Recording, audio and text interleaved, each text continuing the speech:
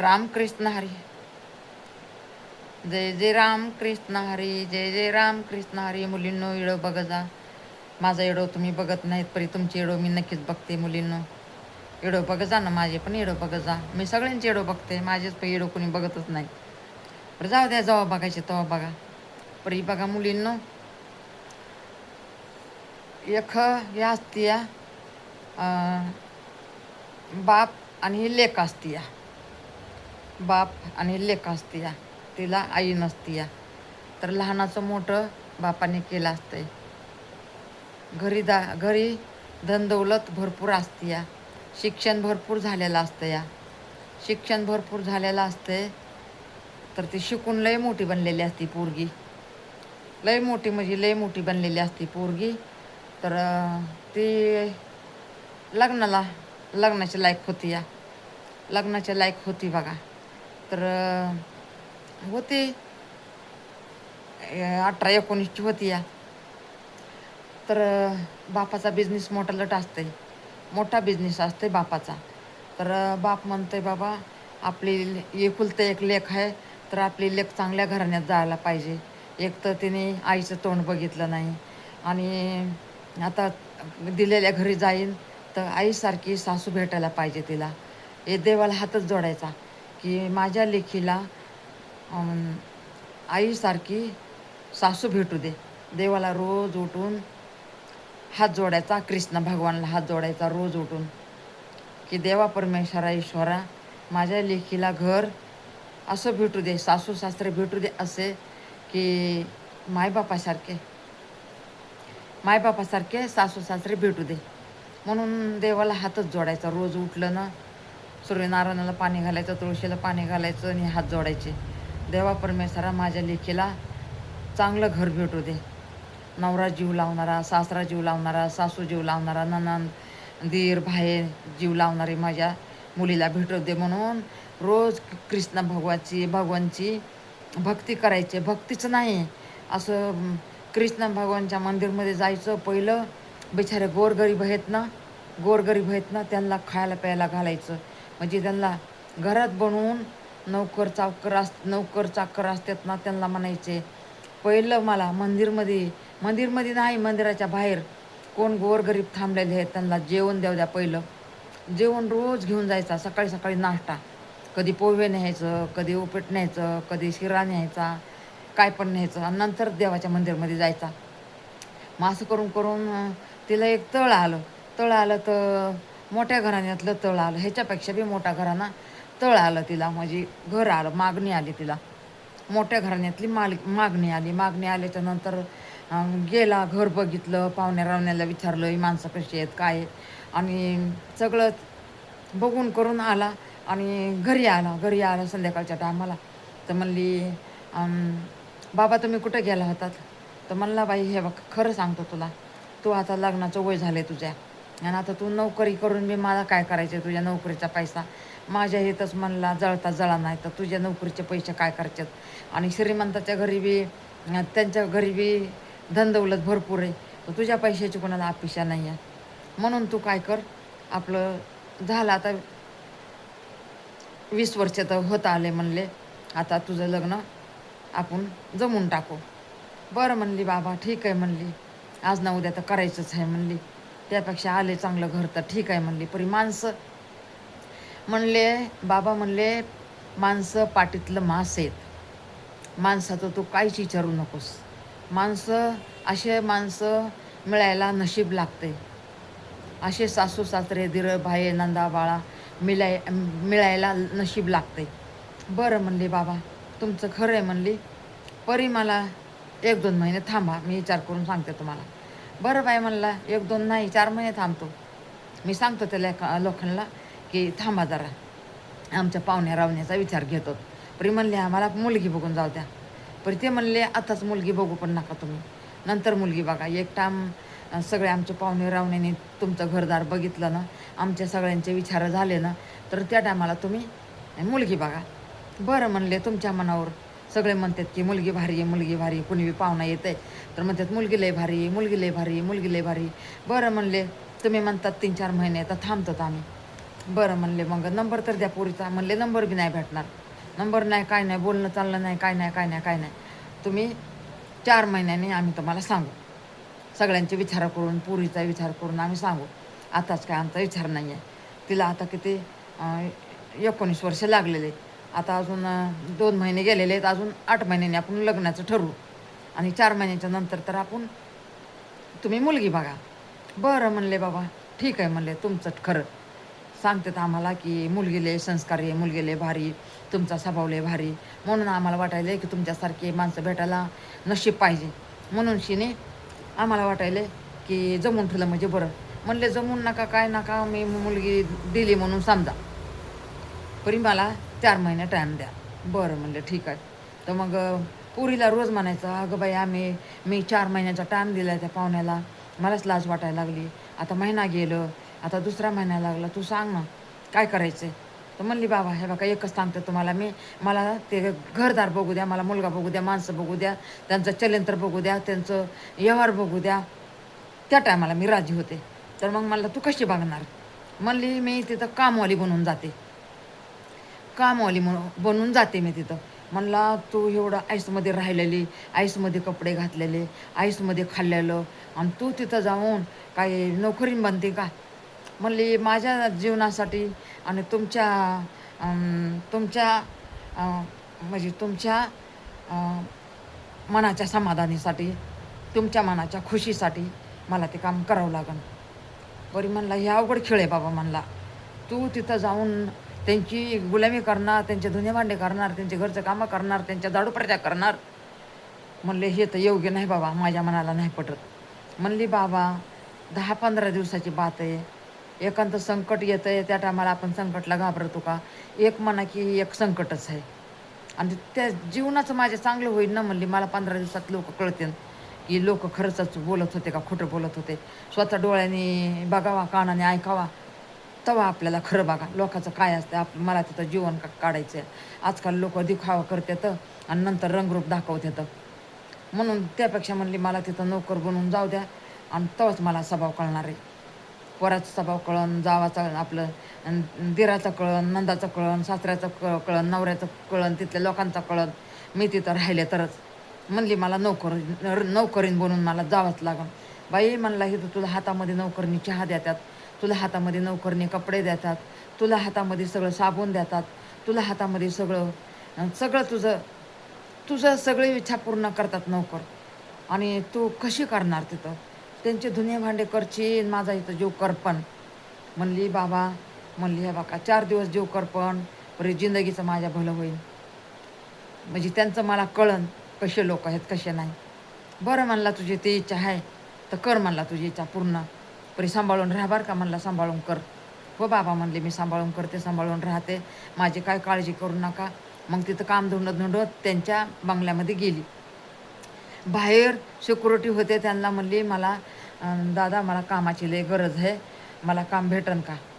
तर म्हणले, हो आहे इथं एका म्हणजे जवान मुलीची गरज आहे का. तर किचनमध्ये कसं जवान मुलीच लागतात, किचनमध्ये वयस्कर बायांना सुधरत नाही आहे.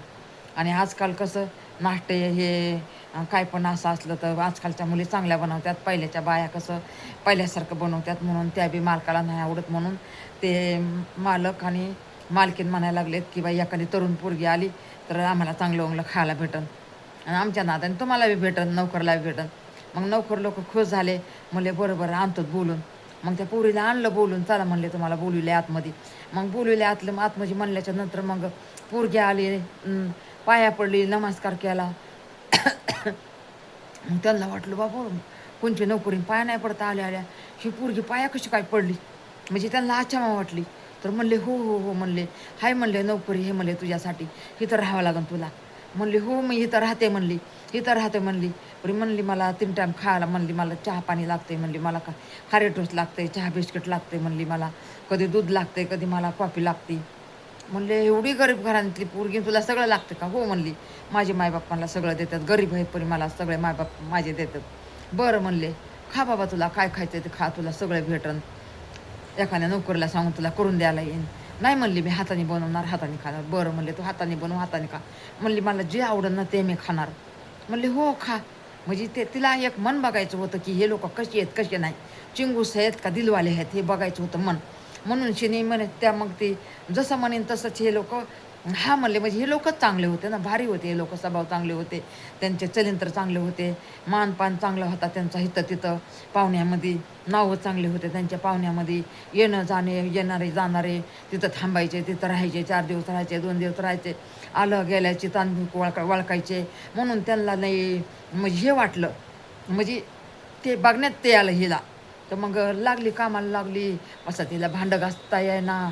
म्हणले बघ बाई हे भांडे घासावं लागण, हे मालणीला लावावं लागण, हे बघ हे भांडे, इकडचे भांडे इकडं लावायचं, तिकडचे भांडे तिकडं लावायचं, ते काम इकडं ठेवायचं, हे काम तिकडं ठेवायचं, हे काम सगळं तुला करायचं किचनमधलं. म्हणूनच जवानपूर्वी आम्ही लावली या. तर म्हणले हो हो करते करते. त्याला यायना गेलो तरी बी त्या मोबाईलवरलं बघून बघून ते पोरगे करायला लागली, मोबाईलमधलं बघून बघून करायला लागली. देवाचं नाव घेऊ, देवाचं नाव घेऊ, कृष्ण भगवान तूच आहेस, कृष्ण भगवान माझा भाऊ आहेस ना तू, मला सगळी सत्याची बुद्धी चांगली दे, कृष्ण भगवान कृष्ण भगवान कृष्ण भगवान कृष्ण भगवान सारखे करायचे. मग त्यांना वाटायचं हे कृष्ण भगवानचं गाणं लावून, कृष्ण भगवानचं इडव लावून किती पोरगी संस्कार येईल. त्यांच्या मनात डाऊट यायला लागलं, ह्या पुरीचं बोलणं किती चांगलं, चलणं किती चांगलं, हिचा रुबाब किती वाटते, आहेत जुने कपडे अंगावर आहेत पण हिचा रुबाब किती, हिचं शानमध्ये किती आहे, म्हणजे तिचा चेहरा किती भारी आहे, पोरगी किती भारी आहे. ह्यांच्या मनात नुसतं टोचण्या मारायला लागलं, टोचायला लागलं नुसतं मनामध्ये की काय पोरगी आहे. मोठ्या घराण्यातली असती तर आम्ही ही पोरगी केली असती. पण तरी बी म्हणली मोठ्या बी घराण्यात नसली, बघू हिचा 15 दिवस या पोरीचं चलीन. तर हे सगळेच म्हणायला लागले घरचे, सासू सासरे, नवरा आपलं, सासू सासरे, त्यांचा मुलगा, ननंद, हे असे सगळे दीर भाये म्हणायला लागले की अरे बापरे ही पोरगी तर किती संस्कारी आहे, काय जेवण बनवली. मोबाईलमधलं बघून बघून बनवत होती. परी त्यांना काय माहिती मोबाईलमधलं बघते का खुद करते, त्यांना वाटलं असून जेवण खुदच करते या. परी नाही नाही मुलांनो, एवढं जेवण ते भारी बनवायली ना मोबाईलमधलं बघून. आणि मग त्यांना एवढं वाटायला लागलं की अशी मुलगी कुणाची असणार, ही मुलगी एवढी पंचराजाची मुलगी असणार आहे. परी ही म्हणायले नाही नाही गरीब घराण्यातली आहे असं म्हणायचे नाही का, हे कशाला आली असती, स्वतःच राजा असतं ही कशाला आली असती आपल्या कामाला, काम मागायला. मग बघा तिच्या हाताने लय महागाचा मोबाईल आपटल्याच्या नंतर ती पोरगी एवढी घाबरून गेली. म्हणली एवढ्या महागाचा मोबाईल, आता ते त्याचं नाव होतं काय होतं त्याचं नाव, हे विकी नाव होतं त्याचं. म्हणली बाई ते की मालक येईन आणि म्हणली आता माझं काय होणार आहे. ते हळूच आला मागून, म्हणतो काय चाललं तुमचं, माझी रूम साफ करायलात का. हो हो म्हणली सर तुमची रूम साफ करायला लागली. आणि खाली थरथर कापायला लागली, अशी व्हायला लागली. तर मग खाली बघितलं त्यांनी तर मोबाईल फुटलेला. म्हणतो काय मोबाईल पडला का. म्हणतो हां सर मोबाईल पडला माझ्या हाताने, मोबाईल पडला, वाटलं तर माझे पैसे कापून घ्या सर, मला बोलू नका. काय घाबरून गेली. काय करू काय अशी लागली करायला, काय करू अशी लागली करायला. तर मग ती म्हणतो घाबरू नका, फुटू द्या, मोबाईलच फुटलाय ना, फुटू द्या, आपण दुसरा घेऊ, दुसरा आणू, नका घाबरू. तुमच्यापेक्षा काय मोबाईल भारी आहे का, आपल्याकडं पैसे आहेत भरपूर, तसं काय नाही, फुटू द्या. तिच्या जीवात जीव आलं, म्हणती बाई किती मुलगा चांगला आहे, विश्वास यायला लागला. मग कामदार लोकांचं बी कधी बिमार पडलं दवाखान्यात न्यायचं, कामदार लोकांना काय काम करत लागलो दवाखान्यात न्यायचं. काय बी असं एक म्हातारे आले, आम्हाला आता काहीच नाही आहे, आम्ही भुकी आहेत, 4 दिवसांनी आमच्या मुलाला काम नाही. हो म्हणला थांबा इथंच. आतमध्ये गेला, आईला म्हणला ह्यांना जे पाहिजे तर दे, आणि नाही तर म्हणलं चला माझ्याबरोबर मार्केटमध्ये. आणि त्या म्हातारीला जेवायला घातलं. म्हणलं आई ह्यांना जेवायला घाल. त्या म्हातारीला जेवायला घातलं, पाणी दिलं, जुन्या साड्या 2 काढून दिल्या तेव्हा त्या ह्याच्या विकीच्या आईनं. आणि ही बघती ही पोरगी, म्हणती बाई हे लोक तर किती भारी आहेत, तिला नुसतं असं व्हायलं, किती भारी, हे लोक एवढे भारी, हे लोक एवढे भारी, हे लोक एवढे भारी असं लागले म्हणायला. मग तिच्या मनामध्ये एवढं ठसायलं. म्हणली मी जर मोठ्या श्रीमंताची मुलगी आहे म्हणून ह्यांच्यात कामाला आले म्हणून कळलं तर माझी तर वाट लागन, आता काय करू मी. तर ह्यांचं तर सगळं मला असली कळलं की हे लोक किती भारी येतं. सगळ्या कामवाल्या म्हणायच्या हे लोक लई भारी आहेत, आम्हाला एवढं कधी आमचे लेकरं बिमार पडलं आमच्या लेकराला पैसा पाणी खर्चायला देतात, फळं फ्रूट घ्यायला पैसा देतात, आम्हाला आमचे पैसे कधी कापत नाहीत. म्हणजे एवढं हे लोक भारी येतं, एवढे हे लोक भारी आहेत की नाही का, देवाचा अवतार आहे यांच्या घरामध्ये. आणि सकाळ धरून कृष्णाचे गाणे लावून ठेवायचे, सकाळ धरून कृष्णाचे गाणे लावून ठेवायचे. आणि ते गाणे ऐकत ऐकत त्यांनी सगळे कामं हँडल करायचे. म्हणजे आपल्या आपल्या रूममध्ये कपडे आपले आपले लावून ठेवायचे, कुठं आपलं आपलं सामान लावून ठेवायचं. आणि नोकरांनीला म्हणायचं आमचं आम्ही करतो, तुम्ही झाडपूसच करा, आमचं आम्ही करतो. बघा एवढे लोक गुणी होते ते मुलींनो माता बहिणींनो. आणि नंतर तिला वाटायलं आता काय करू काय करू काय करू काय करू काय करू, माझं असली कळलं तर काय होईल, हे मुलगा मला करीन का. म्हणणार एवढ्या श्रीमंताची मुलगी माझ्या इथं नोकरीन बनून आली आमची हे बघायला, आम्ही चांगले आहेत का खराब आहेत हे बघायला, मग कशी मुलगी असन. तर मग एक दिवस ती बकेटमध्ये कपडे घेऊन चालली होती वाळू घालायला. तर ते पावसाचे दिवस होतं, ठेस लागली, खाली पडली, कपडे पडले, सगळे कपडे भरले. मग तिला लागलं, मग तिचं रक्त निघायला पायातून, पाय सुजला एक साईडला रक्त निघतंय बळा बळा बळा बळा बळा बळा बळा बळा. अहो बाई आता काय सांगायचं मुलींनो. त्या पुरीला उठाय आहे ना, आई ग आई ग आई ग बाबा बाबा बाबा बाबा म्हणून तिथंच बसली. तेवढ्यात ते आला विक्की नावाचा मुलगा पळत पळत, काय झालं तुम्हाला म्हणून पळत पळत आला. तर एक तर हिने नाव खरं सांगितलं नव्हतं, नाव सांगितलं होतं दुसरंच. म्हणला कसं काय पडला हो, हिला उचला ना कुणीच नाही दिसलं. ते आला असं गप कुणी धरलं आणि तिला उठून उभा केल्याच्या नंतर तिला उठून उभा राहायला तिने असं त्याच्या असं कमरामध्ये म्हणला माझ्या हात घाल, कमरामध्ये त्याच्या हात घालायला लावलं आणि तिला असं पकडलं आणि घेऊन गेला स्वतःच्या रूममध्ये. मलमपट्टी डॉक्टरला बोलवलं, मलमपट्टी केली, औषधं दिले, गोळ्या दिलं, त्याने हळदीचं दूध बनवून दिलं, झोपवलं तिला. बघा ना मुलांनो, बघा ना एवढं संस्कार त्या मुलाचे. पण ती आई लांबून बघती. पण आईला कळलेलं होतं ही मुलगी गरिबाची नाही आहे, ही मुलगी श्रीमंताची आहे, काहीतरी भाना करून इथं आलेली आहे. पण येऊ द्या, आपण कोणचं वाईट आहेत तवा, बघू द्या आपली बी काय आहे आपलं, आपण कसं वागवतो, कसं चालतात, कसं बोलतात, कसं कार्य करतात, कसं सुखदुःख लोकांचं ओळखतात, कसं भुक्यालीची भूक ओळखतात, कशी ताण्याची ताण ओळखतात. आपलं पण बघू द्या त्या मुलीला. तिला कळलं होतं, तिला कोणीतरी सांगितलेलं होतं, पण ती बी नाही समजल्यावनी गप्पच राहिली. ज्या टायमाला ती मग बाहेर आली, 2-3 दिवसांनी तिचा पाय राहिला, बाहेर आली, तिला काम करू दिलं नाही, बाहेर नाही निघू दिलं, तिची सेवा केली, त्या मुलाने सेवा केली, सासूने सेवा केली. मग तिला वाटायला असे लोक हे जगात कसे काय आहेत, आजकाल कसे खत्री लोक असतात, कसे लोक बंधू असतात, हे लोक कसे काय देवाचं ह्यांना कसं काय ज्ञान, आणि माणसाची एवढी कशी काय सेवा करायचं कळतंय. माणसाचं म्हणजे किती ह्यांना ज्ञान आहे, म्हणजे देवापेक्षा पण जास्त ह्यांना ज्ञान आहे. कसं देवाने ह्यांना धर्तीवर पाठवले, म्हणजे देवाचं रूप घेऊन. तिला लय फास्तावा वाटायला लागला, पण तिला वाटायला आता मी सांगू कशी.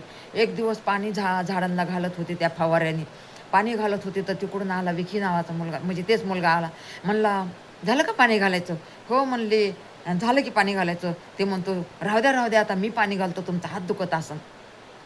ते म्हणले नाही सर, नका तुम्ही नका. तर तिने नाही म्हणला तुमचं पाय दुखत असून, तुम्ही काल पडलेला आहेत, पाय दुखत असून तुमचा, मी घालतो पाणी. घेतला हातातलं, जबरदस्तीनं पाणी घालायला लागला झाडाला, आणि झाडाला पाणी घालायला लागला आणि वापस तिथं पाय भरवून पडली. तर त्याने अशी अल्लाच झेलली, पकडली. म्हणला आत्ता पण मी पडला असतात ना तर किती लागला असतो तुम्हाला, तुम्ही का उठून बाहेर आल्या, तुम्ही कशाला उठून बाहेर आल्या, होते की नोकर चाकर सगळे आहेत की, सगळे आम्ही पण आहेत. तर ती म्हणली राहावा नाही म्हणली, रात्रभर झोप नाही आली मला, 2 दिवस झालं. तुम्ही एवढे गुणी आहेत, एवढे देवासारखे सगळेच, तुम्हीच नाही सगळेच म्हणली. आता काय करू म्हणली, मी लई तुमच्यापासून लपवले म्हणली, तुम्ही मला ठेवणार का, हाकलून देणार का, तुम्ही मला माफ करणार का नाही माफ करणार मला नाही माहिती, पण मला तुम्हाला खरं नक्कीच सांगायचं आहे. म्हणलं सांगा तुम्ही काय आहे. म्हणली तुम्ही मला हाकलून देणार नाहीत, मला रागवणार नाहीत ना, तू पुढचे कामं तुम्ही थांबवणार नाहीत ना.